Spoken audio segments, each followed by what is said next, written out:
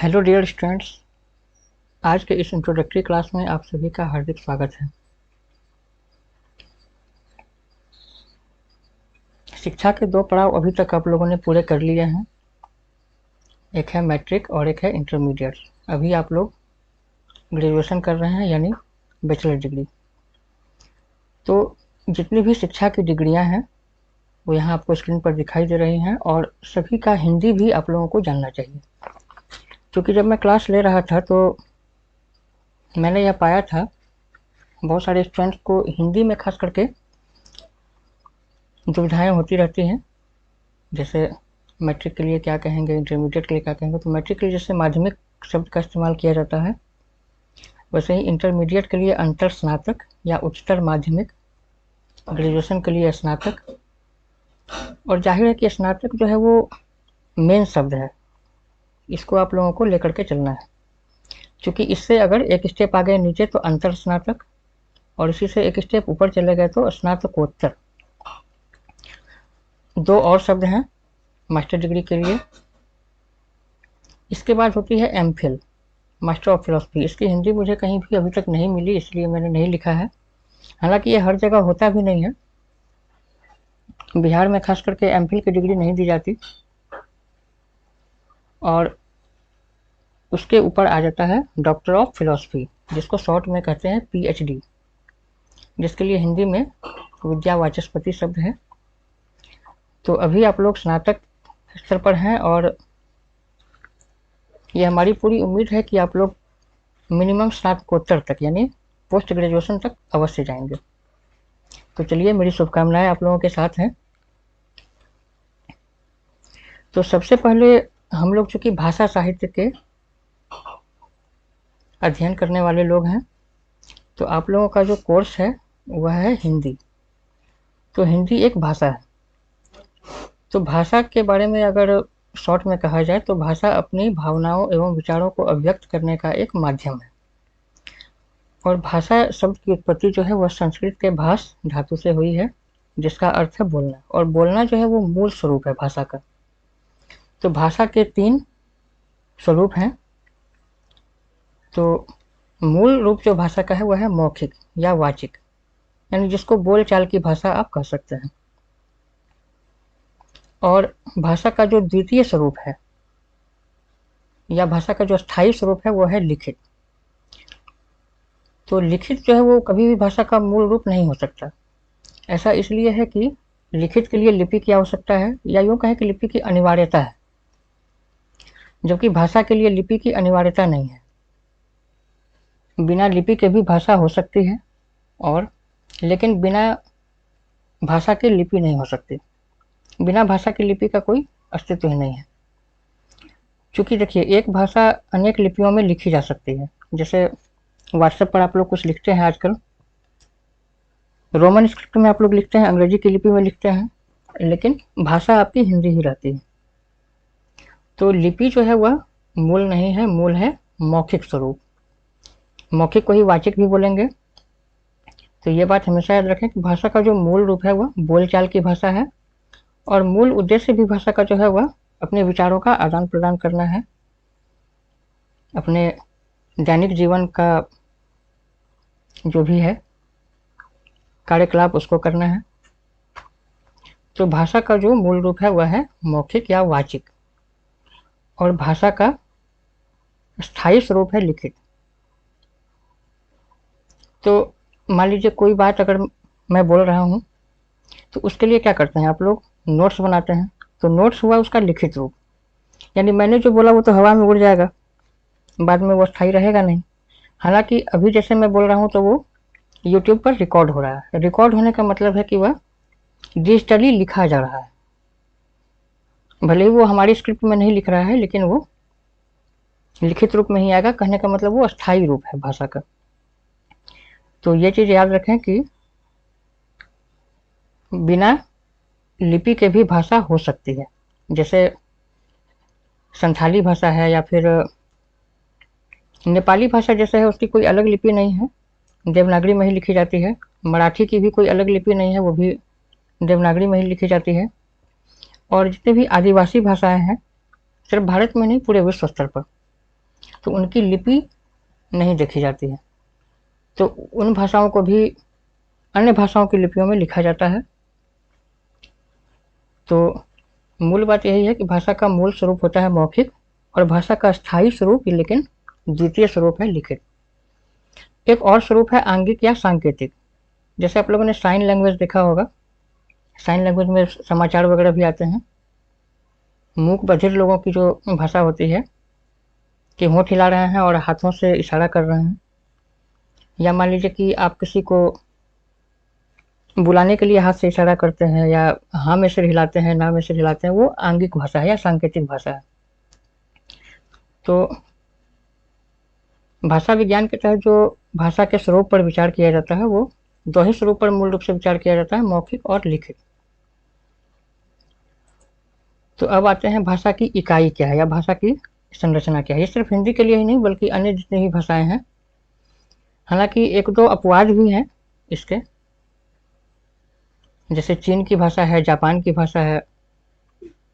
तो इन सब की जो लिपि है वो बिल्कुल अलग है, तो वहाँ पर मैं फिलहाल नहीं जा रहा हूँ। मतलब भारतीय भाषाओं के संदर्भ में देखा जाए तो भाषा की संरचना या इकाई जो है वह है, सबसे छोटी इकाई जो भाषा की है वह है ध्वनि यानी साउंड। तो ध्वनि भाषा की सबसे छोटी इकाई है। ध्वनि का और खंड नहीं किया जा सकता है। उसके बाद ध्वनियों के मिलने से बनते हैं वर्ण या अक्षर, वर्ण या अक्षरों के मिलने से बनते हैं शब्द, शब्द के मिलने से बनते हैं पद, और पद के मिलने से बनते हैं वाक्य। तो इस प्रकार हम लोग देख सकते हैं कि भाषा की जो सबसे छोटी इकाई है वह है ध्वनि, और भाषा की सबसे बड़ी इकाई अगर पूछा जाए तो वो है वाक्य। और वाक्यों के मिलने से ही हम लोग गद्य लेखन वगैरह कर सकते हैं। तो ये चीज़ हमेशा याद रखें कि हिंदी जो है वो भाषा का नाम है जिसकी लिपि जो है वो देवनागरी है। नागरी लिपि भी इसको लिखा हुआ मिलेगा बहुत जगह, और चूंकि संस्कृत भाषा भी इसी लिपि में लिखी जाती है इसलिए, और संस्कृत को चूंकि देवताओं की भाषा माना जाता है इसलिए इस लिपि को भी देवनागरी नाम दे दिया गया है। हालांकि बहुत सारे बुक में आपको नागरी भी लिखा हुआ मिलेगा। तो ये स्क्रिप्ट है, लिपि है। उसी प्रकार से अंग्रेजी की जो लिपि है, अंग्रेजी भाषा है और उसकी लिपि है रोमन। तो अभी हाल फिलहाल में जो एग्ज़ाम हुआ था तो उसमें देखा मैंने कि एग्ज़ाम की जो कॉपियाँ थी, जो आंसर शीट थे, उसमें मैंने देखा था कि अंग्रेजी की लिपि में अधिकांश लोगों ने या तो इंग्लिश ही लिख दिया था या तो लैटिन लिख दिया था कुछ लोगों ने, लेकिन इसका जो सही है वह है रोमन। तो हालांकि एग्ज़ाम में तो मैंने कई लोगों से लिखवाया भी था कि भाई अंग्रेजी इंग्लिश को काट करके रोमन लिखो। तो ये आप लोगों को भी याद रखना है कि अंग्रेजी जो है वह भाषा का नाम है और उसकी लिपि जो है वह रोमन है। अब आते हैं हिंदी साहित्य की विधाएं कौन सी हैं। तो हिंदी साहित्य की मूल रूप से दो तरह की विधाएं हैं, एक है गद्य जिसको प्रोज बोलते हैं, एक है पद्य या जिसको काव्य भी बोलते हैं, इसको अंग्रेजी में बोलते हैं पोएट्री या वर्स। तो गद्य विधाएं जो है वो आप लोगों को मालूम भी होंगी और यहाँ लिखा हुआ भी है। ये जो लिस्ट आप देख रहे हैं गद्य के ठीक नीचे, जैसे उपन्यास, नाटक, कहानी, जीवनी, आत्मकथा, आलोचना आदि, ये हो गया गद्य। यानी गद्य को जो हम लोग लिखते हैं तो हम लोग जिस तरह से बातचीत कर रहे हैं उसी स्टाइल में लिखते हैं, जबकि काव्य को लिखने का एक खास स्टाइल है। काव्य को हम लोग डायरेक्टली नहीं लिखते हैं, बात को थोड़ा घुमा फिरा के लिखते हैं और उसका कुछ खास स्ट्रक्चर भी होता है। तो यहाँ पर एक चीज़ ध्यान देने की बात है, जैसे जीवनी और आत्मकथा में क्या अंतर है वो आप लोगों को मालूम भी होगा। तो शॉर्ट में क्या है कि जीवनी किसी और की लिखी जाती है, जैसे आप किसी और के बारे में लिख रहे हैं, किसी और के जीवन के बारे में, तो वो हुआ जीवनी। और जीवनी में प्राय आप देखेंगे कि जिसकी आप जीवनी लिख रहे हैं उसमें क्या अच्छाइयाँ हैं उस पर ज़्यादा फोकस किया जाता है। और आत्मकथा जो है वो अपने बारे में लिखा जाता है, यानी कि आप अपने जीवन के बारे में लिख रहे हैं। तो आत्मकथा में प्रायः जो है आप देखेंगे कि जीवन के जो निगेटिव जो एस्पेक्ट्स हैं उन पर ज़्यादा फोकस किया जाता है। यानी अपनी बड़ाई अगर आप ज़्यादा देंगे तो उस आत्मकथा को अच्छा नहीं समझा जाता। हाँ, किसी की जीवनी आप लिख रहे हैं तो उसमें उसकी अच्छाइयों को दिखाइए, लेकिन जब आत्मकथा लिख रहे हैं तो अपनी अच्छाइयों को थोड़ा दबा के रखना है। और उसके बाद है आलोचना। आलोचना का मतलब है समीक्षा करना। जैसे कि आलोचक क्या करता है, आलोचना लिखने वाले को बोलते हैं आलोचक। तो आलोचक का काम क्या है कि अन्य रचनाएं, जैसे गद्य रचना है, काव्य रचना है, कोई भी रचना, उसकी समीक्षा करने वाला, मतलब उसके गुण और दोष बताने वाला। कि जैसे मान लीजिए कोई नाटक लिखा हुआ है, तो उस नाटक में क्या अच्छाई है और क्या खराबी है, मतलब उसमें क्या अभाव रह गया और क्या उसमें अच्छी बातें हैं, वो सब बताने वाले को बोलते हैं आलोचक। तो इसको बोलते हैं आलोचना। अब आते हैं काव्य की तरफ। तो सबसे मेन होता है पोएम, उसके बाद सॉन्ग है, गीत है, फिर है खंड काव्य और महाकाव्य। देखिए, खंड काव्य और महाकाव्य क्या है कि गीत जैसे क्या है, जैसे 10 लाइन, या मान लीजिए कि ज़्यादा से ज़्यादा कितना होगा कोई गीत, 20-25 लाइन होगा अधिक से अधिक। और गीत को थोड़ा लंबा कर दीजिए, वो हो जाता है खंड काव्य। जैसे कि हनुमान चालीसा जैसे है, वो खंड काव्य है। तो खंड काव्य और महाकाव्य में क्या अंतर है कि खंड काव्य में जीवन के किसी खास हिस्से के बारे में ही लिखा जाता है, और महाकाव्य में है कि संपूर्ण जीवन के बारे में। जैसे जो अंतर आपको स्टोरी और नॉवेल में है, जस्ट वही अंतर आपको मिलेगा खंड काव्य और महाकाव्य में। महाकाव्य में जैसे कि महाभारत हो गया, रामायण हो गया, ये सब महाकाव्य हो गया। मतलब इसमें रामायण में जैसे कि राम की संपूर्ण जीवनी के बारे में लिखा हुआ है, संपूर्ण जीवन पर काव्य लिखा हुआ, तो वो महाकाव्य हो गया।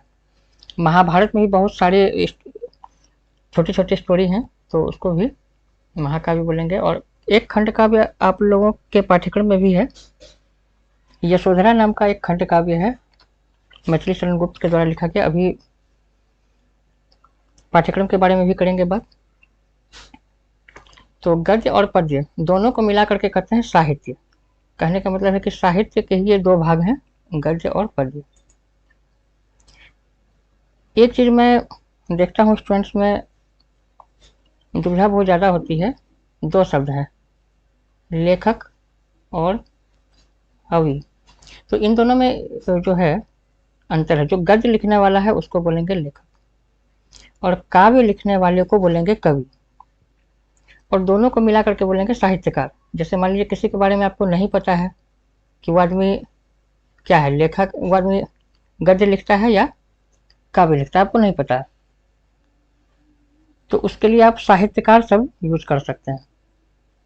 तो साहित्यकार अगर बोलेंगे तो गलत नहीं होगा, लेकिन अगर लेखक की जगह बोल देंगे कवि और कवि की जगह बोल देंगे लेखक, तो गड़बड़ हो जाएगा और नंबर कट सकते हैं आपके। अब आइए देखते हैं हिंदी भाषा का विकास किस तरह से हुआ है। अब यहाँ देखिए, मैंने विकास लिखा है, मैंने हिंदी भाषा का आरंभ नहीं लिखा है, या हिंदी भाषा का जन्म नहीं लिखा है, या हिंदी भाषा का आविष्कार, वैसा कुछ नहीं लिखा है मैंने। हिंदी भाषा का विकास, क्योंकि कोई भी भाषा का विकास हो सकता है, उसका आरंभ नहीं होता है। भाषा अचानक से उत्पन्न नहीं हो जाती है। भाषा का विकास समाज में होता है। हाँ, भाषा का रूप बदल सकता है आगे चल करके, शब्दों के अर्थ बाद में हो सकता है उनमें अंतर आ जाए, लेकिन कोई भी भाषा का विकास होता है। ये बात हमेशा याद रखना है कि भाषा का आरंभ नहीं होता है, भाषा का जन्म नहीं होता है, भाषा का विकास होता है। तो हिंदी का विकास जो है वो मूल रूप से संस्कृत से माना जाता है।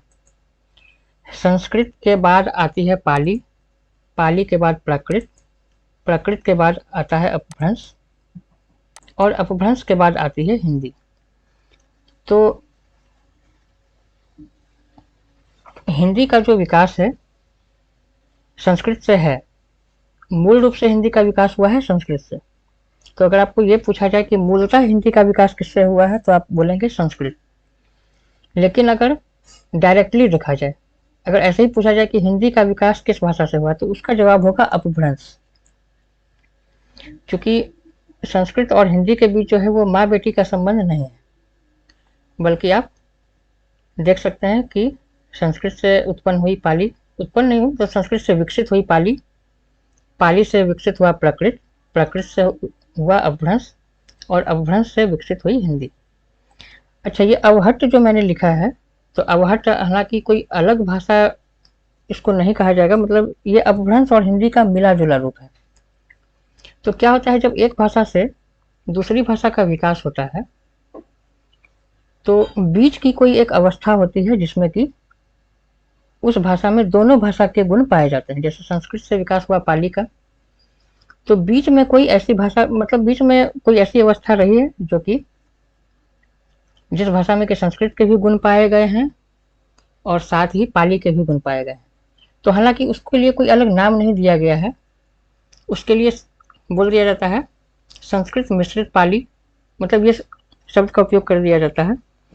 लेकिन अपभ्रंश और हिंदी के बीच की जो भाषा है यह है अवहट्ट। तो अवहट्ट का नाम मैंने अलग से इसलिए लिखा है क्योंकि इसमें बहुत सारी साहित्यिक रचनाएं भी हुई हैं। विद्यापति जी की बहुत सारी रचनाएं हैं जो अवहट्ट में है, तो इसलिए मैंने लिखा है अपभ्रंश और हिंदी का जो मिला जुला रूप है, यानी इन दोनों के बीच की जो अवस्था है उसको बोलते हैं अवहट्ट। अब आते हैं, हिंदी जो है एक बड़ी भाषा कह सकते हैं आप इसको, और हिंदी भारत की राजभाषा है और लगभग संपूर्ण भारत में हिंदी बोली और समझी जाती है।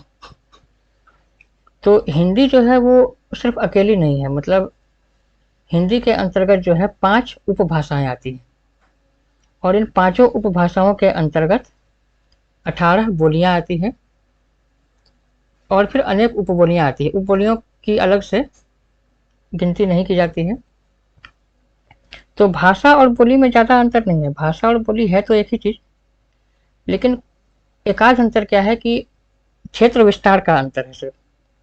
जैसे हिंदी का जो विस्तार है वो बहुत ज़्यादा है, और बोली का विस्तार उतना ज़्यादा नहीं होता है, वह एक खास क्षेत्र तक सीमित होती है।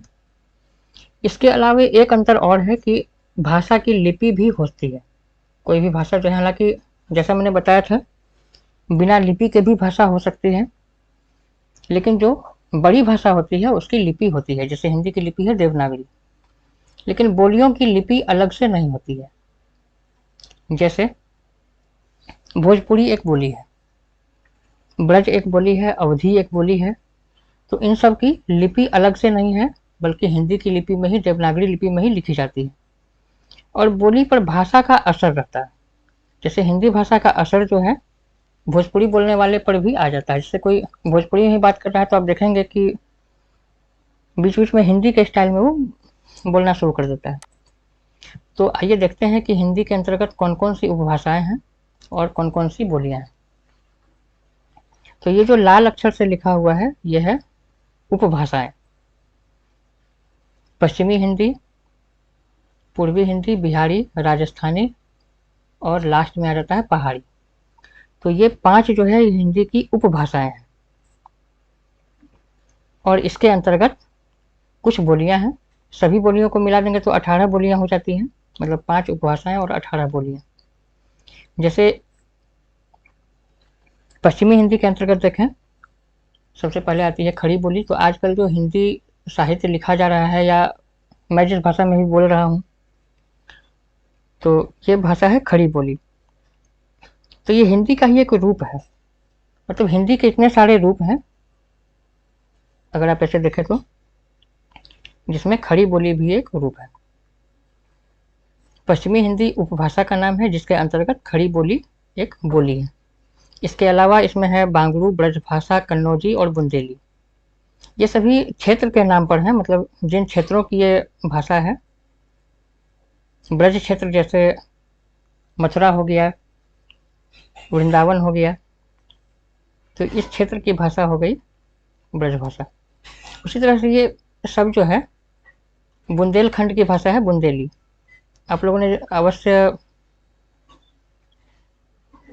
जो है सुभद्रा कुमारी चौहान की एक रचना है, बुंदेले हड़बोलों के मुंह हमने सुनी कहानी थी। तो ये बुंदेले मतलब जो है बुंदेलखंड नाम का एक जगह है, उसकी भाषा है। उसी तरह से ये पूर्वी हिंदी उपभाषा है जिसके अंतर्गत आती है अवधी। ये अवध क्षेत्र जो है भगवान राम का क्षेत्र है, जिसकी राजधानी थी अयोध्या। राम मंदिर भी आजकल बनना शुरू हो गया वहाँ। उसी तरह से बघेल क्षेत्र भी है। छत्तीसगढ़ राज्य की जो भाषा है वह है छत्तीसगढ़ी। तो ये असल में हिंदी का ही एक रूप है, मतलब हिंदी की एक बोली है। बिहारी एक उपभाषा है हिंदी की, जिसके अंतर्गत 3 बोलियां आती हैं, मैथिली, मगही और भोजपुरी। तो एक चीज़ आप देखेंगे कि ये भी जो है जगहों के नाम पर है। मिथिला क्षेत्र जो है दरभंगा हो गया, मधुबनी हो गया, तो उस आसपास के जो जिले हैं वो है मिथिला क्षेत्र। तो वहाँ की भाषा है मैथिली। उसके बाद मगह क्षेत्र जो है गया और उसके आसपास का क्षेत्र, तो उसकी भाषा हो गई मगही। इसके बाद भोजपुर नाम का एक जिला है बिहार में। इसके अलावा भी जो है आरा, छपरा, ये सब जो क्षेत्र हैं इन सब में भोजपुरी बोली जाती है। तो ये 3 बोलियां हैं। राजस्थान राज्य में भी जो है 4 बोलियां हैं, मेवाती, अहिरवाती, मालवी, जयपुरी, हड़ौती, मारवाड़ी, मेवाड़ी। तो ये जो है 4 बोलियां हैं राजस्थानी उपभाषा के अंतर्गत। पहाड़ी जो है यह यूपी से एक राज्य अलग हुआ था, उत्तराखंड। तो वहाँ की जितनी भी भाषाएं हैं वो आती है पहाड़ी के अंतर्गत। तो जिसमें जगह का नाम नहीं दिया गया है, सीधा दे दिया गया पूर्व, पश्चिम, मध्य, उसके आधार पर जो है इसका नामकरण कर दिया गया है। और बोलियों से भी छोटे स्तर पर जो भाषा उपयोग होती है उसको बोलते हैं उपबोली। बिहार में जैसे 2 उपबोलियों का नाम मैंने यहाँ दिया है, एक है वज्जिका और एक है अंगिका। वज्जिका जो उपबोली है वैशाली के आसपास बोली जाती है। शारदा सिन्हा जी के कुछ लोकगीत भी इस बोली में रिकॉर्ड किए गए हैं। साथ ही अंगिका जो है यह भागलपुर के आसपास का क्षेत्र जो है उसको अंग राज्य के नाम से जाना जाता था महाभारत काल में। तो वहाँ की जो बोली है उसको बोलते हैं अंगिका। तो यह उपबोली, मतलब ये जो है बोलियों से भी छोटे स्तर के है। जैसे कि बोली में क्या है कि इसका अपना थोड़ा अस्तित्व दिखता भी है, जो कि उपबोली का ज़्यादा अस्तित्व नहीं दिखाई देता है। खास करके गांव तक, या फिर ये समझिए कि उपबोलियाँ जो है लोकगीतों तक रह गई है सीमित। तो जैसा कि मैंने आप लोगों से सवाल पूछा था ग्रुप में कि आप लोगों की कक्षा में एक ही नाम की सबसे मतलब एक ही जो है सबसे ज़्यादा, क्या बोला जाए उसको, मतलब किस नाम की सर्वाधिक छात्रा आपकी क्लास में है। तो ये मैंने ऐसे ही मतलब सवाल था मेरा। तो अगर आपसे पूछा जाए कि हिंदी की किस उपभाषा के अंतर्गत सबसे ज़्यादा बोलियां आती हैं, और अक्सर ये सवाल आता भी है कि हिंदी की किस उपभाषा के अंतर्गत सबसे ज़्यादा बोलियां आती है, तो उसका जवाब होगा पश्चिमी हिंदी। क्योंकि आप लोग देख रहे हैं कि यहाँ पर 5 उपभाषाएं हैं। और एक चीज़ जान लीजिए कि भगवान राम का जन्म चूंकि अवध क्षेत्र में हुआ था, तो राम पर जितने भी काव्य लिखे गए हैं अधिकांश अवधी भाषा में, मतलब अवधी बोली में लिखे गए हैं। जैसे रामचरितमानस भी जो लिखा गया है वो अवधी बोली में लिखा गया है। और भगवान कृष्ण के ऊपर जितने भी काव्य लिखे गए हैं, चूंकि ब्रज में उनका जन्म हुआ था और वहाँ की जो बोली है ये ब्रज भाषा, तो उनके ऊपर जितने भी काव्य लिखे गए हैं वो अक्सर जो है ब्रज भाषा में लिखे गए हैं। और राजस्थानी भाषा मिश्रित जो है ब्रज भाषा का उपयोग मीराबाई ने किया है अपने गीतों में। तो मीराबाई जब अलग से आप लोगों को बताया जाएगा, तो उसमें भाषा के बारे में भी जिक्र किया जाएगा। अब आते हैं हिंदी साहित्य का इतिहास। क्योंकि हिंदी साहित्य जो है उसका आरंभ लगभग 1000 ईस्वी से माना जाता है। तो ये चीज़ जान लीजिए कि हिंदी भाषा जो है, जैसा मैंने पहले भी बताया कि हिंदी भाषा का विकास हुआ है, भाषा का जन्म या आरंभ नहीं हुआ है। तो हिंदी भाषा का जो साहित्य है वह लगभग 1000 वर्षों का साहित्य है। चूँकि 1000 ईस्वी से हिंदी साहित्य या हिंदी भाषा जो है वह माना जाता है कि आधुनिक हिंदी भाषा का विकास लगभग 1000 ईस्वी तक हो गया था। तो जाहिर तौर पर 1000 ईस्वी से जो अभी तक का जो साहित्य है लगभग 1000 वर्षों का साहित्य है। तो इस साहित्य के लिए जो है, इस साहित्य का इतिहास भी लिखा गया है। तो इस साहित्य के इतिहास में एक चीज़ ध्यान देना है कि इसको 4 भागों में बांटा गया है। क्योंकि 1000 साल का इतिहास है, तो 1000 सालों के इतिहास को काव्य प्रवृत्तियों के आधार पर, मतलब क्या है कि जिस काल में जिस प्रकार की रचना सबसे ज़्यादा हुई है उस हिसाब से इसको नामकरण किया गया है। जैसे आदिकाल है, वो तो आदि का मतलब होता है स्टार्ट करना या बिल्कुल आरंभिक काल है। इसके बाद है भक्ति काल, सबका समय यहाँ दिया गया है आप लोगों को। इसके बाद है रीतिकाल। तो भक्ति काल को पूर्व मध्यकाल भी कहा जाता है और रीतिकाल को जो है उत्तर मध्यकाल भी कहा जाता है और आधुनिक काल को गद्यकाल भी कहा जाता है। अब आते हैं हिंदी साहित्य की प्रमुख प्रवृत्तियां किस समय कौन कौन सी थी। जैसे आदिकाल का समय भी लिखा हुआ है कि 1000 ईस्वी से लेकर के 1350, तो ये जो समय है लगभग 350 वर्षों का। तो इसमें ये चीज़ ध्यान रखना है कि ये जो काल विभाजन किया गया है यह मोटे तौर पर है। मतलब ये नहीं कि अचानक से जो है आदिकाल खत्म हुआ तो इकट्ठे भक्ति काल आ गया, वैसा नहीं है। मतलब आदिकाल के बाद भक्ति काल आया, लेकिन भक्ति काल में भी आदिकाल जैसी रचनाएं लिखी गई, रीतिकाल में भी भक्ति काल जैसी रचनाएं लिखी गई, लेकिन उनकी मात्रा कम हो गई लिखने की। तो आदिकाल में क्या हुआ था कि आदिकाल का जो समय था वह बाहरी आक्रमणों का समय था। ऐसे भारत का इतिहास अगर आप देखें, विदेशी राजाओं के आक्रमण उस समय बहुत ज़्यादा हुए और यहाँ के जो राजा थे वो आपस में भी युद्ध में बहुत ज़्यादा उलझे रहते थे।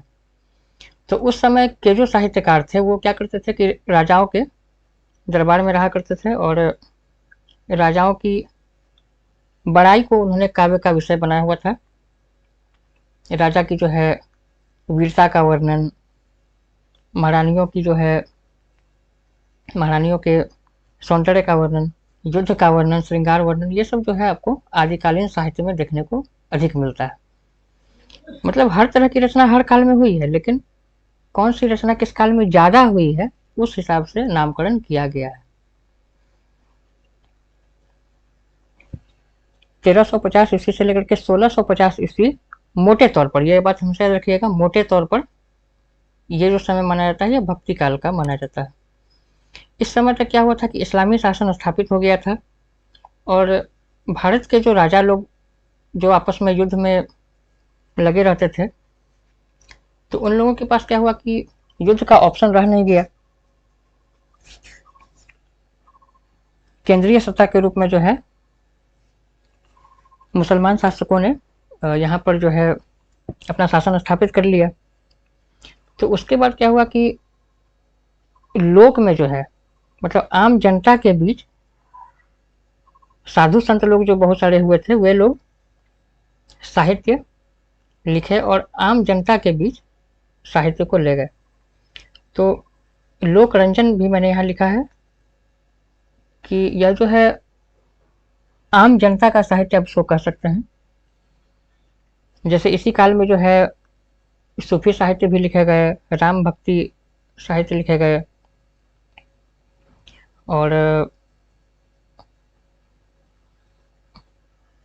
और भी मतलब रैदास कबीर आदि भी जो है वो भी अपना साहित्य लेकर के आए। तो इस काल के साहित्य को जो है नाम दिया गया है भक्ति काल। अब आता है रीति काल। रीति काल के समय में क्या हुआ था कि मुगल राजवंश जो है वो एकदम से स्थापित हो चुका था संपूर्ण रूप से, और यहाँ के जो राजा लोग हो गए थे वो एक तरह से उनके सामंत बन करके रह गए थे। मतलब जो यहाँ के राजा होते थे लोकल, उनके पास अपनी कोई भी सत्ता नहीं रह गई थी। तो क्या होता था कि युद्ध होना फिर बंद हो गया, तो जाहिर है कि युद्ध होना बंद हो गया, शांति स्थापित हो गई। तो इसलिए इस समय के साहित्य में देखते हैं कि जो साहित्यकार लोग होते थे वो राजाओं के दरबार में रहा करते थे, और मतलब दरबारी साहित्य अधिक लिखा गया। मतलब ऐसा नहीं है कि इस समय में भक्तिकालीन साहित्य बिल्कुल लिखना बंद हो गया, वैसा नहीं है, बल्कि मनोरंजन हेतु जो श्रृंगार वर्णन था राजाओं को खुश करने के लिए, उसकी मात्रा ज्यादा हो गई। तो इस काल को कहा जाता है रीतिकाल, 1650 से 1850 ईस्वी। अब आधुनिक काल को बोलते हैं गद्य काल, क्योंकि आप एक चीज देखेंगे कि आदिकाल से लेकर के रीतिकाल तक साहित्य जो मिलता है वो सिर्फ काव्य के रूप में मिलता है। मतलब इनको लिखने वाले होते थे कवि। तो आदिकाल से लेकर के रीतिकाल तक जितने भी साहित्यकार हैं उनको आप लेखक नहीं कहेंगे, उनको कवि कहेंगे। और आधुनिक काल को गद्य काल भी कहते हैं। 1850 ईस्वी मोटे तौर पर है, यहाँ पर यह भी याद रखिएगा, क्योंकि 1857 की जो क्रांति थी वो आप लोगों को अवश्य याद होगी। मतलब अंग्रेजों का शासन इसके बाद स्थापित हो जाता है।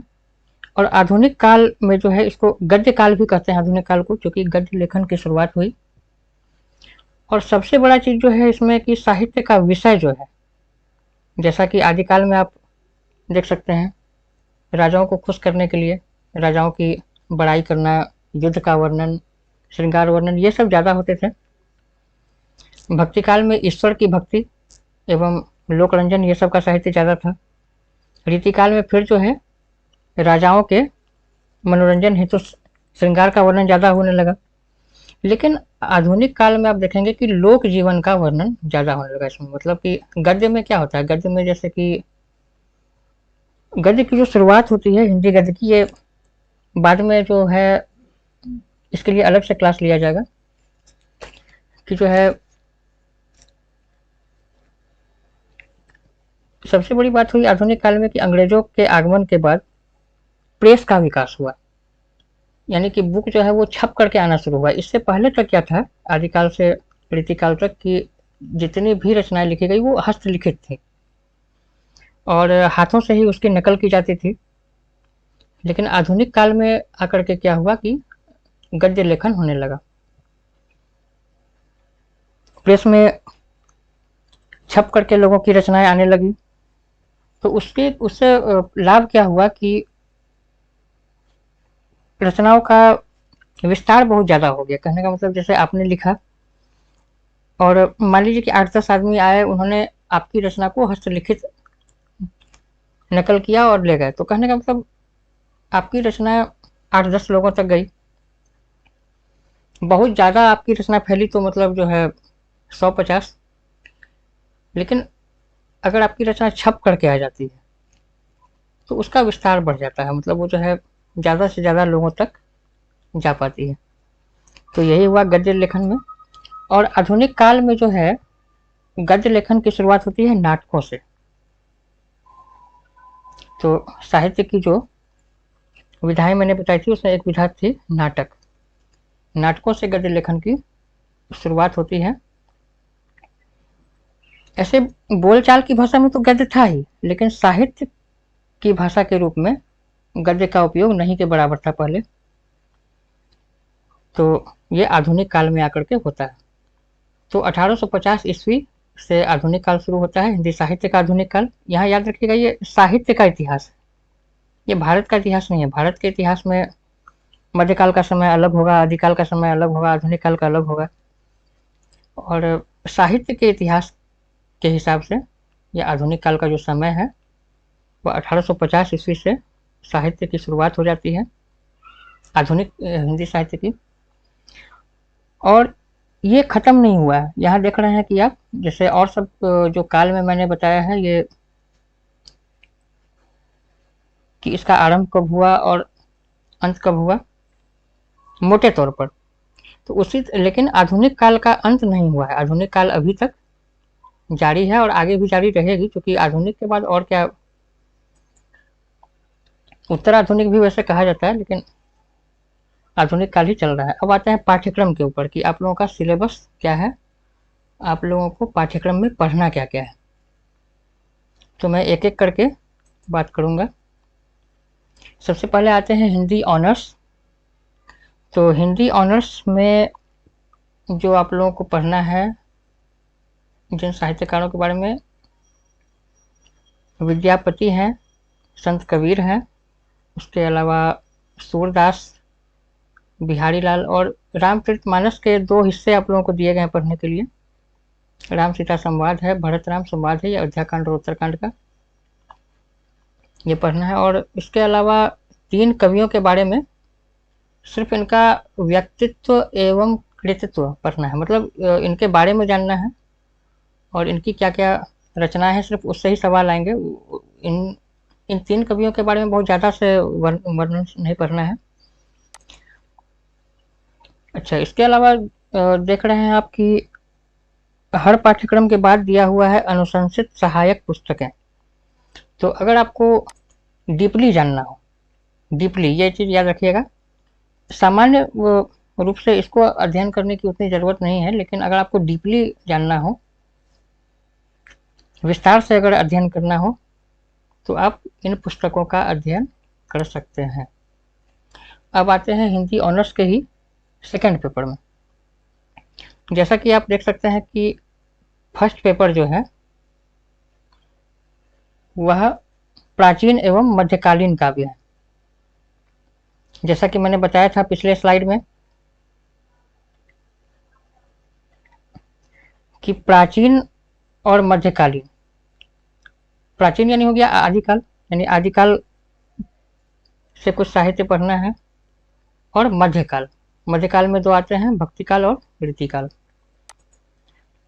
तो जाहिर है कि आधुनिक काल में अधिक लिखा गया, क्योंकि आधुनिक काल में रचनाएं ज़्यादा हुई, रचनाएं छप करके आने लगी, रचनाओं की संख्या भी बढ़ी। तो द्वितीय पत्र जो है उसमें आपको आधुनिक काल से कुछ रचनाएं दी गई हैं। अच्छा, आप लोगों को ऑनर्स पेपर जो है फर्स्ट ईयर में सिर्फ काव्य ही पढ़ना है। फर्स्ट ईयर में गद्य आप लोगों को नहीं पढ़ना, मतलब आप लोग के सिलेबस में नहीं है। अगर आप लोग शौक से पढ़ना चाहें तो पढ़ सकते हैं, तो कोई दिक्कत नहीं है, लेकिन सिर्फ काव्य है। तो इनके बारे में जब भी लिखेंगे तो लेखक शब्द का उपयोग नहीं करेंगे, इसके लिए कवि शब्द का उपयोग करेंगे, क्योंकि कोई भी गद्य रचना आपके सिलेबस में नहीं है। सारे के सारे काव्य ही आप लोगों के सिलेबस में दिएगा। तो जैसा मैंने बताया था कि एक खंड काव्य है आप लोगों को आधुनिक काल में, मैथिली शरण गुप्त का लिखा हुआ यशोधरा। तो इनके बारे में जानते ही होंगे आप लोग कि ये जो है गौतम बुद्ध की वाइफ थी, जिनको छोड़ करके गौतम बुद्ध ज्ञान प्राप्ति के लिए बाहर चले गए थे। तो इन्हीं के ऊपर ये खंड काव्य लिखा गया है। यशोधरा के अगर संपूर्ण जीवन पर काव्य लिखा गया होता तो उसको बोला जाता महाकाव्य, लेकिन ये संपूर्ण जीवन पर नहीं है। यह जो है मतलब गौतम बुद्ध जब इनको छोड़ करके निकल जाते हैं घर से, तो उसके बाद यशोधरा की क्या मन स्थिति होती है उसके बारे में कुछ काव्य इसमें लिखे गए हैं। तो ये खंड काव्य है, ये पढ़ना है आप लोगों को। और छायावाद युग जो है वो आधुनिक काल के ही अंतर्गत है, जिसके बारे में आप लोग को अलग से क्लास में बताया जाएगा। तो ये जो बुक पढ़ना है, प्रसाद निराला पंत महादेवी की श्रेष्ठ रचना है। तो ये 4 रचनाकार जो हैं, जयशंकर प्रसाद हैं, सूर्यकांत त्रिपाठी, निराला हैं, सुमित्रानंदन पंत हैं और महादेवी वर्मा है। तो ये 4 साहित्यकार जो है छायावाद के आधार स्तंभ माने जाते हैं। तो इनकी कुछ रचनाएं आप लोगों को पढ़नी है, जो सिलेबस में दी गई है यहाँ। तो हाँ, इसके अलावा क्या है कि जिस तरह से फर्स्ट पेपर में आप लोगों को था कि कुछ कवि आप लोग को अलग से दिए गए थे जिनके बारे में आपको जानना है, सिर्फ मतलब उनके बारे में डीपली नहीं पढ़ना है, थोड़ा बहुत जान लेना है। तो उनमें है सत्यनारायण कविरत्न, सोहनलाल द्विवेदी और भगवती चरण वर्मा। और इसके अलावा जो है आप देख सकते हैं यहाँ पर भी अनुशंसित सहायक पुस्तकें लिखी गई हैं, खाली समय में आप लोग पढ़ सकते हैं। और ये जो बुक है ये फर्स्ट पेपर के लिए है आप लोगों को, जिसका नाम है काव्य सुधा। तो इसका जो ये आप देख सकते हैं अनुक्रमणिका, तो यही आपको पढ़ना है, यही आपका जो पाठ्यक्रम है, सिलेबस है, वो बिल्कुल वही दिया हुआ है अनुक्रमणिका में। यशोधरा जो खंड काव्य है मैथिली शरण गुप्त का लिखा हुआ, ये आप लोगों को पढ़ना है। और फिर एक बुक जो छायावाद युग से मैंने बताया था कि 4 रचनाकारों को आपको पढ़ना है। अब आते हैं बीए फर्स्ट ईयर सब्सिडियरी में क्या क्या पढ़ना है। तो आप देखेंगे कि ऑनर्स का सिलेबस और सब्सिडियरी का सिलेबस जो है वो लगभग एक ही जैसा है। फर्क सिर्फ क्या है कि ऑनर्स में आपको विस्तार से पढ़ना है और आपको जो है यहाँ सब्सिडियरी वालों को ज़्यादा विस्तार से नहीं पढ़ना है, उनको शॉर्ट में पढ़ना है हर चीज़। और वही सेम टू सेम जितने भी कवि थे उन्हीं में से कुछ कवि आपको यहाँ दिखाई दे रहे हैं, तो इनके बारे में आप लोग को पढ़ना है।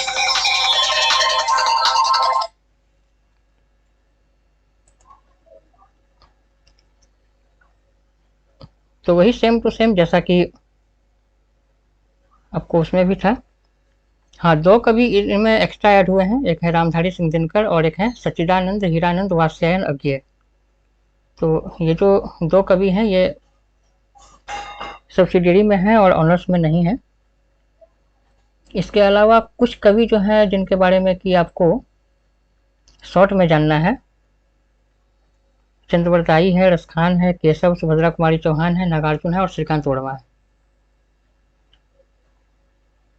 और ये सब कवि किस काल के हैं ये सब भी आपको जब इनके बारे में बताया जाएगा उस समय डिटेल से बताया जाएगा। सब्सिडियरी के लिए अगर आपको ज्ञानवर्धन करना है तो ये सब सहायक पुस्तकों का आप अध्ययन कर सकते हैं। हालांकि जहाँ तक मेरा अपना मानना है कि मैं तो सिर्फ हिंदी पढ़ाऊंगा, लेकिन आप लोगों को तो और भी विषय देखने हैं, तो हर विषय को लेकर के चलिए और हर विषय में अच्छे नंबर आए वो ज़्यादा अच्छा है। हालांकि ऑनर्स के नंबर आप लोगों को ऐड होंगे पूरे होल लाइफ, कोई भी फॉर्म आप लोग भरेंगे तो ऑनर्स का नंबर ज़्यादा देखा जाएगा। अच्छा, जिन लोगों ने सेंचुरी लगाई है मतलब कि 100 नंबर की हिंदी ली है, ये उनका सिलेबस है। तो इसके लिए जो बुक आप लोगों को पढ़नी है वो है काव्य वैभव। तो ये बुक आप लोगों को मिल जाएगी मार्केट में और सिर्फ एक ही बुक काफ़ी है 100 नंबर के लिए। तो उसमें भी आप देखिए कि सेम वही कवि आपको दिखाई देंगे, विद्यापति, कबीर, सूर, रसखान, रहीम, गोस्वामी तुलसीदास। हाँ, भारतेंदु हरिश्चंद्र इसमें ऐड हुए हैं, बाद बाकी वही है। ये 6 कवि वही हैं और ये 7वें कवि जो है ये अलग से हैं, मतलब ये इनके बारे में थोड़ी बहुत जानकारी कर लेना है। और उसके अलावा कुछ व्यावहारिक हिंदी रचना हेतु निर्धारित पाठ, ये मतलब अलग से दिया गया है, ये ऑनर्स पेपर में नहीं है। क्योंकि ऑनर्स वालों के बारे में ये समझा जाता है कि आपको हिंदी व्याकरण पर अच्छी पकड़ है, क्योंकि आपने ऑनर्स लिया है हिंदी, तो ये मान करके जो भी लोग सिलेबस बनाते हैं वो लोग मान करके रखते हैं कि आप लोगों का व्याकरण अच्छा है, तो इसलिए ऑनर्स में व्याकरण का कोई भी चीज़ नहीं दिया जाता है। जबकि ये जो 100 नंबर की हिंदी है इसमें आप देख सकते हैं कुछ चीज़ व्याकरण पाठ भी है, संक्षेपण, पल्लवन, पारिभाषिक शब्दावली, अनुवाद सिद्धांत, देवनागरी लिपि एवं वर्तनी का मानक रूप, हिंदी में संक्षिप्तीकरण वगैरह वगैरह है, तो ये भी हो जाएंगे, इनमें ज़्यादा कुछ है नहीं। साहित्यकार वही हैं जो आपको सेम आपको बीए ऑनर्स में भी सब्सिडियरी में भी और सेम वही साहित्यकार आप देख रहे हैं कि यहाँ पर भी आपको दिखाई दे रहा है। तो ये एकमात्र बुक आप लोगों को 100 नंबर की हिंदी के लिए खरीदनी होगी। इसी एक बुक में ही आप इसकी अनुक्रमणिका देख सकते हैं। इसमें जो भी आपका पाठ्यक्रम था वो पूरा का पूरा कवर हो जा रहा है इस एक ही बुक से। अब जिन लोगों ने हाफ सेंचुरी लगाई है उनकी बात भी कर लेते हैं। उनके भी आप देखिए कि सिलेबस में वही सेम कवि हैं, वही सूर, कबीर, रसखान, रहीम, गोस्वामी तुलसी, बिहारी लाल, भारतेंदु देखिए यहाँ पर भी विराजमान है, सुभद्रा कुमारी चौहान है, माखन लाल चतुर्वेदी हैं, और यहाँ पर भी देखिए आप व्याकरण और रचना, मतलब 150 की हिंदी है तो थोड़े बहुत व्याकरण तो रहेंगे। इसका व्याकरण देखिए थोड़ा लो लेवल का है 100 नंबर के हिसाब से। इसमें आपको समानार्थक शब्द है, विपरीतार्थक शब्द है, एक शब्द का अनेक अर्थ होता है वो है, और एक ही जैसे अलग अलग अर्थ देने वाले शब्द हैं, मुहावरे, लोकोक्तियाँ, शब्द को शुद्ध करना, वाक्य को शुद्ध करना जैसी चीज़ें हैं। और ये जो है अनुशंसित सहायक पुस्तकें आप देख सकते हैं। तो ज्ञानवर्धन करने के लिए ये पुस्तकें आप खरीद सकते हैं। अगर आपके पास समय हो तो आप इन पुस्तकों का भी अध्ययन कर सकते हैं। समय हो तो मैं ये नहीं कहूँगा कि और सब विषय को छोड़ दीजिए, आपको हर विषय को लेकर के चलना होगा। अच्छा, इन महाशय को आप लोग जरूर जानते होंगे, आप लोगों ने जरूर इनको देखा होगा। इनकी बहुत सारी जो फिल्म है आप लोगों ने देखी होगी। तो कोई भी इंटरव्यू जब इनका होता है तो एक सवाल जरूर पूछा जाता है। ये वो खास सवाल है जो इनसे जुड़ा हुआ है, और शायद ही कोई ऐसा इंटरव्यू हो जब इनसे ये सवाल नहीं पूछा जाता हो। ये हालांकि बहुत बार कई बार उखड़ भी गए हैं। और एक ये महाशय भी हैं, इनसे तो लोगों ने सवाल करना ही छोड़ दिया है। उसी प्रकार से आप लोगों का भी एक सवाल जो है वो अक्सर रहता है, चाहे क्लास के भीतर हो चाहे क्लास के बाहर हो। तो ये सवाल आप लोगों की ओर से अक्सर आता है कि सर एग्जाम कब होगा। तो मैं यही कहूँगा, गीता में भगवान कृष्ण ने कहा था, हे पार्थ कर्म करते चलो, फल की चिंता मत करो। उसी तरह से मैं भी यही कहूँगा आप लोगों को, माय डियर स्टूडेंट्स, पढ़ाई करते रहो, एग्जाम की चिंता मत करो। ऐसे दोहा एक मैं आप लोगों को जरूर बताना चाहूँगा। ये हो सकता है आप लोगों में से कितने आप लोगों में से कुछ लोगों ने सुना भी होगा, कुछ लोगों ने नहीं भी सुना होगा। कारज धीरे होत है, काहे होत अधीर, समय पाए तरुवर फरे, केतक सिंचो नीर। जैसे मान लीजिए, जैसे आम का पेड़ आप लेते हैं, तो आम के पेड़ में आप कितना भी जल डाल दें, मान लीजिए अगस्त महीना में आपने जल डालना शुरू किया, आप फरवरी तक उसमें रोज पानी पटाइए, लेकिन आम नहीं फलेगा। वो फलेगा कब? जब उसका समय होगा। तो आप लोग भी अपने अध्ययन को जारी रखिए, अपनी पढ़ाई पर ध्यान दीजिए। एग्जाम आज न कल तो होना ही है। जब आप लोगों ने एडमिशन लिया है, रजिस्ट्रेशन हो ही जाएगा और एग्ज़ाम हो ही जाएगा। तो उसके लिए अभी से टेंशन लेकर के नहीं रहना है, मतलब एग्ज़ाम तो होगा ही, और अच्छी बात है, आप लोग आगे बढ़िए अपने लाइफ में। तो आज की क्लास में इतना ही। अब हम लोग मिलेंगे अगली क्लास में। तब तक के लिए हमारी ओर से बहुत सारी शुभकामनाएं। धन्यवाद।